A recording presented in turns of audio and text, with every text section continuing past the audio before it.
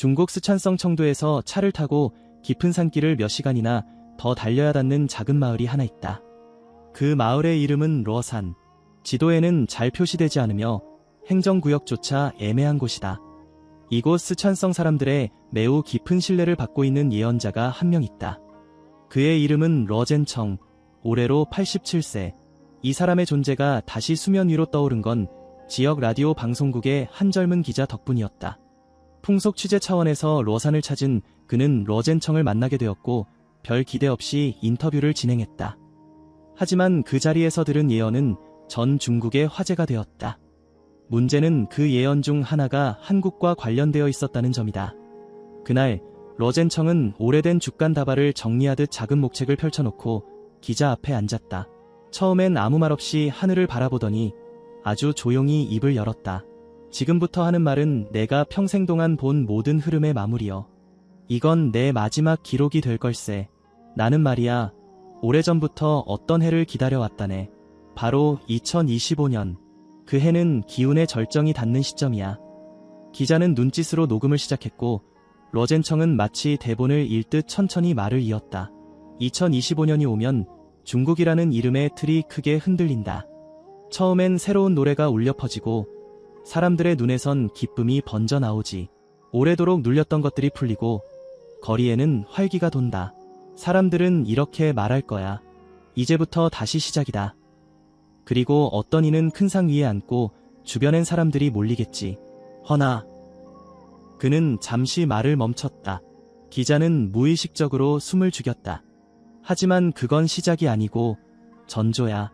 그가 눌러서 겨우 유지되던 질서가 풀리는 순간 그 아래 감춰졌던 혼란이 얼굴을 내밀기 시작한다. 도시마다 규칙이 엇갈리고 사람들은 서로를 믿지 않게 되지. 눈에 보이지 않는 균열이 생기고 머지않아 그 균열은 땅 전체로 번져. 그 다음엔 어떻게 되느냐고. 각 지역은 저마다의 색을 드러내고 말도 규칙도 생각도 갈라지게 되지. 결국 이 나라는 한 몸이 아니라 갈래진 가지가 되어버릴 걸세. 기자는 이쯤에서 조심스럽게 물었다. 그럼 노인장, 그렇게 되면 사람들은 어떻게 되는 겁니까? 러젠청은 천천히 고개를 들더니 이렇게 말했다. 사람들은 길을 찾아 나서게 되지. 두려움은 한 방향으로 흐르고 살아남으려는 마음은 방향을 선택하지. 지도 위로만 보면 동쪽은 막혀 있지만 기운은 동쪽으로 쏠리고 있었어. 나는 분명히 봤지. 수많은 사람들이 동쪽으로 고개를 돌리는 걸. 그 동쪽이라는 건 혹시 한반도를 말씀하시는 건가요? 기자의 물음에 그는 아주 또렷하게 고개를 끄덕였다. 그래. 나는 그 반도의 동쪽 끝에서 문이 열리는 걸 보았어. 사람들이 넘고 또 넘고 그렇게 기세가 모여드는 곳, 그게 바로 거기였지. 처음엔 망설이다가 나중엔 몰려들게 되지. 그리고 그 땅의 북쪽, 그동안 외면받던 그곳이 먼저 그들을 받아들이게 될 거야. 그러나 그 북쪽은 오래 견디지 못하고 결국 손을 내밀지. 그는 마지막으로 이 말을 덧붙였다. 그리고 그 손은 바로 남쪽에서 잡아주게 된다. 그 순간 반도가 하나로 묵이게 되지. 나는 그걸 오래전부터 보아왔네. 기자는 아무 말도 하지 못했다. 그 순간 그 자리의 공기가 달라진 것 같았다. 바람도 멈춘 듯했고 그 산속은 이상할 만큼 조용했다. 다음은 러젠청이 예언한 중국 내부의 체제 변화, 지역 질서의 해체, 인구 이동의 시작, 그리고 한반도의 통일로 이어지는 경로에 대해 더욱 구체적으로 풀어나갈 것이다. 그가 본 대한민국의 미래, 그리고 왜 한반도에서 문이 열린다고 했는지 아직 다 말하지 않았다. 러젠청은 조용히 다음 말을 꺼냈다. 마치 오랜 시간을 기다려온 이야기인 듯 말이다. 그는 허공을 바라보며 한 문장 한 문장 말을 꺼냈고 기자는 그 말을 놓치지 않으려 손에 땀이 날 정도로 녹음기를 움켜쥐었다. 2025년, 그 해를 기점으로 중국은 껍질을 벗는다. 껍질은 겉을 보호하지만 그 안에서 자란 것들은 언젠가 밖으로 나오게 되어 있지. 이 나라도 마찬가지였다네. 아주 오랫동안 누르고 눌러서 안에서 일렁이던 것을 잠재워왔지. 하지만 그 눌림은 2025년이 되면 더 이상 통하지 않게 돼. 어느 날 아주 조용한 방식으로 손이 바뀐다. 그 자리에 앉은 사람은 이름도 얼굴도 다르지만 사람들이 알아채는 건 빠르지 않을 거야. 예언자의 이 말은 은유처럼 들리지만 그가 말하는 손이 바뀐다는 건 중국을 움직이는 체제가 바뀐다는 의미였다. 초기에는 사람들은 환호해 거리로 나와 노래를 부르고 오랜만에 숨이 트인다고 느끼지. 아이들은 학교에서 새 구호를 외치고 어른들은 새로운 지도자의 말을 따라 움직이게 되지. 텔레비전과 인터넷은 달라진 나라를 칭송하고 기자들은 변화의 물결을 타지. 그리고 세계는 한동안 침묵한다. 중국이 다시 움직였다고 생각하지. 그러나 그 안쪽에서는 조용히 균열이 퍼지고 있었다네. 로젠청은 손가락으로 바닥을 천천히 두드렸다. 마치 그 리듬이 균열의 진동인 양. 나는 여러 지역에서 동시에 기운이 빠져나가는 걸 보았네. 북쪽 끝의 도시에서 먼저 진동이 있었고 동남쪽 해안 쪽에서는 질서가 느슨해졌지. 그리고 중앙지역은 땅이 가라앉는 것처럼 중심을 잃더군. 그건 물리적인 이야기가 아니야. 사람들의 마음이 제 방향을 잃기 시작했다는 거지. 지도 위로는 선이 그대로였지만 사람들의 눈엔 보이지 않는 금이 가기 시작했어. 기자는 이 말을 듣고 질문을 던졌다. 그럼 그게 혼란으로 이어지는 건가요? 그동안 중국은 내부 통제로 잘 버텨왔는데요. 로젠청은 고개를 살짝 끄덕였다. 맞아. 그동안 이 나라는 통제를 통해 움직였지. 나무를 반듯하게 세우는 데 필요한 줄처럼 질서를 유지하는 방식이었어. 그런데 그 줄을 끊으면 어떻게 될까? 줄이 사라진 나무는 스스로 일어서는 법을 몰라. 사람들은 자유를 얻었다고 착각하지만 준비되지 않은 사람들에겐 방향 없는 바람에 떠밀리는 것과 같을 거야. 그의 말은 점점 깊어졌다. 지방마다 방식이 달라지고 말과 법이 어긋나게 돼. 어떤 지역은 예전의 규칙을 고수하고 어떤 곳은 새 체제를 더 밀어붙이지. 결국 사람들은 혼란을 느끼게 되고 그 혼란은 점점 불안이라는 이름을 얻게 되지. 사람들이 거리로 나오는 이유는 더 이상 기쁨이 아니라 생존이 된다네. 그 순간 기자는 다시 한번 긴장하며 물었다. 노인장, 그럼 언제쯤부터 그 혼란이 구체적인 변화로 나타나는 겁니까? 로젠청은 아주 또렷하게 대답했다. 나는 2026년의 봄을 보았네. 하늘은 이상하게 맑았고 바람은 동쪽에서 불어왔지. 그때 전국 곳곳에서 다른 목소리들이 들려오더군.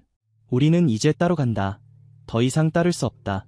자체 결정을 하겠다. 그렇게 말이야. 중앙에서 내려오는 명령은 점점 힘을 잃고 각 지역은 자기 방식으로 살기를 찾게 되지. 나는 그것이 체제의 해체, 아니 분열의 전조라고 본다네. 그는 잠시 말을 멈추고 땅을 가리켰다. 이 땅은 한 덩어리로 유지될 수가 없어. 억지로 이어붙여온 수많은 조각들이 다시 자기 자리로 흩어지는 거지.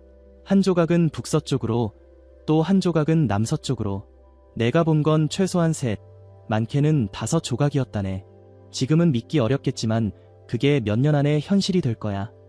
이 모든 변화 속에서 사람들은 무너지는 것만 볼 거야.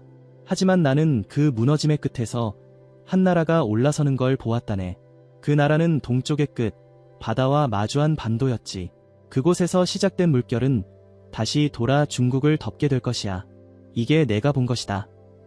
무엇이 그렇게 노인을 확신하게 만들었는지, 그리고 정말 그런 일이 가능한 것인지 확인할 길은 없었다. 기자는 로젠청에게 더 자세히 설명해달라고 부탁했다. 그는 기자에게 말했다. 2027년쯤 되면 중국의 여러 지역이 저마다의 기준을 만들게 되지. 그동안 하나로 묶여있던 정책, 행정, 언어, 심지어 교육 방식까지 흩어져 버려. 동부 해안은 바다를 향해 나가려 하고 서부 내륙은 자기만의 질서를 세우려 해. 북쪽은 방어를 고민하고 남쪽은 무역을 잇기 위해 다른 쪽과 손을 잡지. 그렇게 나라는 3, 4, 5갈래로 찢어지듯 나뉘게 된다네. 그걸 막을 힘은 사라진 뒤고 그 누구도 이 흐름을 되돌릴 수 없지. 이러한 변화는 행정체계의 분열만이 아니었다. 사람들의 생활 기반이 흔들렸고 생존을 위한 탈출이 시작되었다. 나는 그때 사람들의 눈을 봤네. 처음엔 내가 살아야겠다는 눈이었지. 그러다 점점 이대로는 안 된다는 눈빛으로 바뀌더군. 그러고는 하나같이 지도를 펼치기 시작했어. 어디로 가야 하는가? 어디는 비교적 안정적인가? 그때 그들의 시선이 닿은 곳은 동쪽, 바로 바다 건너편, 반도. 그게 바로 한국이었네. 여기서 기자는 또다시 물었다. 노인장, 왜 하필이면 한국입니까? 그 먼 거리를 두고도 왜 사람들은 그곳을 선택한 겁니까? 로젠청은 아주 조용히 웃었다. 그들이 생각한 건 그곳의 정치도 아니고 경제도 아니야. 그저 한 가지 이유였지. 그곳은 아직 무너지지 않았다.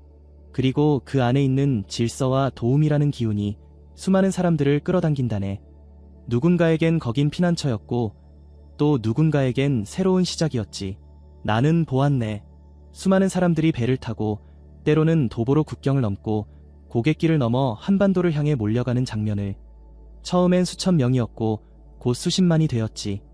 그들이 도착한 곳은 예상과 달리 남한이 아니라 북한이었어. 왜냐면 지리적으로 닿을 수 있는 문은 북한 쪽이 먼저 열렸기 때문이지. 그 순간 기자는 적잖이 놀랐다. 북한은 외부의 유입을 통제하는 나라로 알려져 있었기에 이 말은 그 자체로 매우 충격적이었다. 북쪽은 그들을 막기 위해 애를 썼지만 감당할 수 있는 수준을 넘어섰다네. 처음엔 제재를 하다가 나중엔 받아들이는 쪽으로 방향을 틀지. 하지만 인구가 몰리면서 사회 구조가 뒤틀리고 의료, 식량, 주거 모두가 한계에 도달하게 되지. 결국 북쪽은 도움을 요청하게 돼. 그 요청은 북에서 남으로 내려가게 되지. 그리고 그 순간 통일이라는 두 글자가 살아나게 되는 거야. 예언자의 말은 더 이상 신비롭지 않았다. 그것은 아주 현실적이고 실제로 가능성 있는 이야기처럼 들렸다. 기자는 숨을 삼키며 다시 물었다. 그럼 그렇게 되면 한반도 전체가 통일되는 겁니까? 로젠청은 잠시 눈을 감았다가 고개를 끄덕였다. 그렇게 되는 걸세. 그건 피할 수 없는 흐름이지. 그건 통합이자 과거와 미래의 연결이야. 그리고 이 통일은 단지 반도의 일이 아니라 이 땅 전체, 그러니까 중국 땅의 변화와도 이어져 있다네. 왜냐하면 이후에 일어나는 일들이 바로 그 반도의 선택에 따라 바뀌기 때문이지. 이 말을 끝으로 그날의 기록은 중단되었다. 기자는 인터뷰를 마친 후에도 여러 날 동안 그 말을 곱씹었다. 그리고 한 가지 생각만 머릿속에 맴돌았다. 사람들이 동쪽으로 향하는 이유는 거기가 무너지지 않았기 때문이라고. 기자는 사람들이 동쪽으로 몰려든다는 로젠청의 말을 처음 들었을 때 단순한 비유일 것이라고 생각했다. 하지만 예언자는 마치 기록된 장면처럼 구체적이고 생생한 모습으로 인구 이동을 묘사했다. 그는 말했다. 그들은 탈출이 아니라 생존을 택한 거요. 떠나는 것이 아니라 살 수 있는 곳을 향한 선택이었어. 그리고 그 선택이 가리킨 방향은 단 하나였지. 예언자가 언급한 그 길의 종착지는 대한민국이었지만 사람들이 실제로 먼저 도달하게 된 곳은 북한이었다. 지리적으로 가깝고 육로로 닿을 수 있는 유일한 출구. 로젠청은 조용히 이어 말했다. 그 흐름은 점처럼 작게 시작했지. 하지만 금세 선이 되었고 그 선은 강이 되었네. 수백 명에서 수천 명, 그리고 어느 날은 하루에도 수만 명이 국경을 넘어드는 걸 나는 보았어. 북한은 그들을 처음엔 차단하려 했다고 말한다. 하지만 그것은 불가능한 일이었다. 경계는 허술했고 관리체계는 이미 내부에서부터 흔들리고 있었다. 처음엔 명령이 내려졌지. 차단하라고, 막으라고. 하지만 시간이 지나면서 그 명령은 효력을 잃었어. 국경 근처 마을은 외부 사람들로 넘쳐났고 물자와 인력, 공간 모두 한계에 부딪혔지. 결국 북은 선택하게 되지. 외면할 것인가 아니면 손을 내밀 것인가. 기자는 그 대목에서 숨을 죽였다. 그는 물었다. 노인장, 북이 결국 구조 요청을 한다는 말이지요. 로젠청은 고개를 천천히 끄덕였다. 맞아. 그것은 조용히 그러나 분명하게 내려진 손짓이었어. 그들의 언어로는 협력, 공동 대응, 질서 회복이라는 말로 포장됐지만 나는 알았지. 그것이 구조 요청이라는 것을. 이후 상황은 빠르게 전개된다. 남쪽은 응답했고 초기에는 인도적 지원이라는 명분으로 접근했으며 이어 행정협력, 유료 파견, 식량 공급체계 공유가 시작되었다. 로젠청은 그 과정을 이렇게 설명했다. 처음엔 임시조치였네. 하지만 그걸 유지하기 위해서는 규칙이 필요했어. 규칙은 행정이 되었고 행정은 곧 통합이 되었지.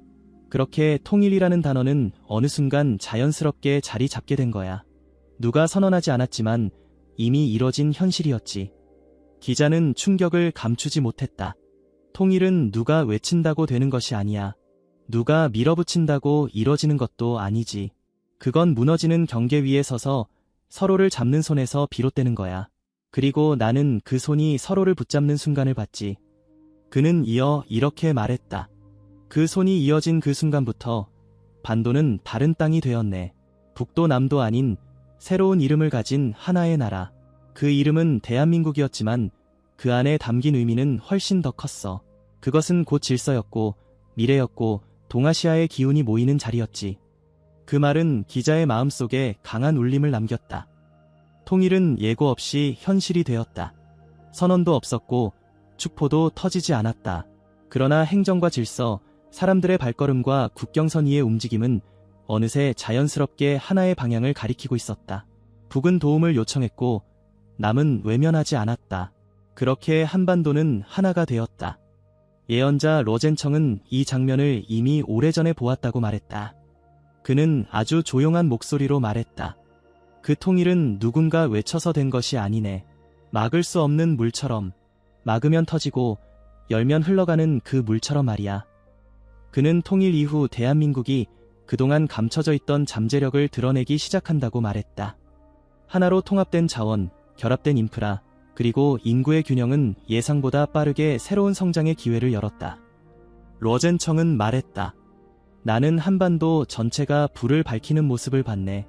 북쪽의 마을에도 전기가 들어오고 남쪽의 기술이 그 땅에 자리 잡는 모습을. 그것은 질서의 확장이었지. 그는 이어서 말했다. 사람들이 모이게 되면 질서가 생기지. 질서가 생기면 책임이 따라오고 책임이 생기면 주변에서 그곳을 중심으로 보기 시작한다네. 나는 보았네. 예전엔 작은 나라로만 여겨졌던 대한민국이 동북아 전체의 질서를 제안하고 관리하는 모습을. 처음엔 주변국들이 경계했다. 통일 한국의 급부상은 중국 각지의 분열된 지역들에겐 위협처럼 보였다. 그러나 시간이 흐르면서 오히려 그들은 스스로 도움을 요청해오기 시작했다. 공백은 혼란을 낳았고 그 혼란을 메워줄 수 있는 유일한 곳은 통일된 한국뿐이었다. 로젠청은 그 장면을 또렷하게 기억하고 있었다. 나는 중국의 옛 영토였던 몇몇 지역들이 한국의 도움을 요청하는 장면을 봤네. 그건 군사나 무력이 아니었어. 의료, 행정, 치안, 실질적이고 현실적인 요청들이었지. 대한민국은 그 요청을 외면하지 않았고 결국 그 땅은 한국과 공동으로 관리되는 곳이 되었네. 그는 말을 이었다. 이건 정복이 아니었네. 빈자리를 채운 것이었지. 무너진 자리에서 일어난 것이었어. 나는 그것이 한국의 국운이라 말하고 싶네. 기회가 다가왔을 때 움츠러들지 않는 용기가 그들에겐 있어. 그 시점부터 대한민국은 더 이상 반도의 국가가 아니었다. 그는 말했다. 나는 바다 위에서 떠오르는 나라를 봤네. 그것은 반도 위에 서 있었지만 대륙과 섬을 모두 품는 위치에 있었지. 세 갈래 기운이 모이는 곳, 북에서 내려오고 남에서 올라오고 동에서 밀려오는 그 기운이 만나는 자리. 그 중심이 바로 대한민국이었어. 예언자는 마지막으로 이렇게 말했다. 그들은 오래 버텼고 마지막까지 무너지지 않았으며 준비되어 있었다네. 나는 그래서 이 모든 예언의 끝에서 하나의 답을 찾게 되었지. 왜 모든 기운이 결국 동쪽으로, 그 반도 끝으로 흘러갔는지를. 기자는 그 말을 들으며 기록을 멈추지 않았다.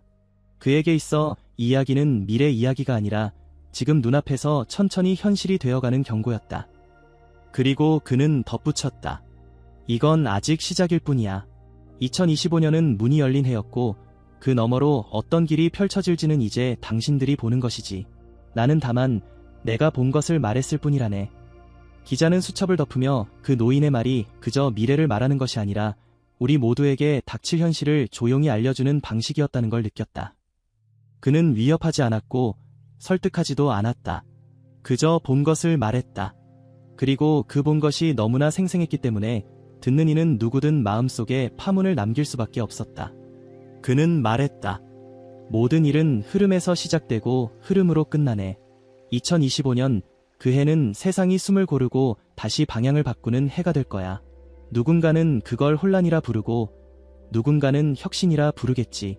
하지만 내가 본 건 단 하나. 거대한 나무의 뿌리가 흔들리고 그 주변의 덩굴들이 새로운 줄기를 타고 오르는 모습이었네. 그가 말한 나무는 중국이었다. 그 뿌리는 오랜 시간 유지된 체제였고 줄기는 사람들의 삶이었다. 하지만 그 나무의 중심이 흔들리면서 줄기는 땅을 잃었고 그 줄기들이 뻗어간 방향은 결국 동쪽이었다. 살아야 하니까 움직인 거야. 누구도 명령하지 않았지만 모두가 같은 방향으로 발걸음을 옮겼네. 그리고 그 끝에 반도가 있었어. 나는 그 반도 위에서 문이 열리는 걸 봤고 사람들의 기운이 거기 모이는 걸 느낀 거야. 그는 말했다. 나는 앞으로 대한민국이라는 이름이 앞으로 전 세계가 주목하는 중심이 될 것이라 본다네. 그 이유는 기술이나 경제 때문이 아니야. 그건 끝까지 무너지지 않았기 때문이지. 수많은 나라가 기회를 쫓아 무리한 속도로 달리다 쓰러질 때 이 나라는 조용히 아주 오래 버텼네. 그것이 국운을 바꾼 거야. 그는 대한민국을 특정 국가가 아닌 하나의 정신과 질서의 중심으로 보았다. 그것이 바로 이 예언이 다른 이야기들과 구별되는 지점이었다. 대한민국은 이후 변하게 될 걸세. 외부로부터 위협을 받는 나라가 아니라 다른 나라가 찾아오는 나라가 되지. 구조를 요청하는 곳이 아니라 질서를 제안하는 곳이 될 거야. 기자는 인터뷰를 마친 후 오래도록 침묵했다. 돌아가는 길, 그는 그날 로산에서 들었던 말들을 마음속에 되새겼다고 한다. 노인은 마지막으로 다음과 같은 말을 남겼다. 이건 내 예언의 끝이네. 나는 여기까지밖에 보지 못했어. 그 이후는 당신들의 몫이야. 하지만 하나는 기억하게. 2025년이 오면 기운은 동쪽으로 흐르고 문은 거기서 열린다. 그 문을 누가 먼저 들어가느냐에 따라 세상은 완전히 다른 모양이 될 것이네. 2025년 이후 중국과 한국의 미래를 예언한 로젠청. 그의 말은 현실이 될까요? 여러분들의 생각을 댓글로 남겨주시고 공유해주시면 서로에게 도움이 될 것 같습니다. 시청해주셔서 감사합니다.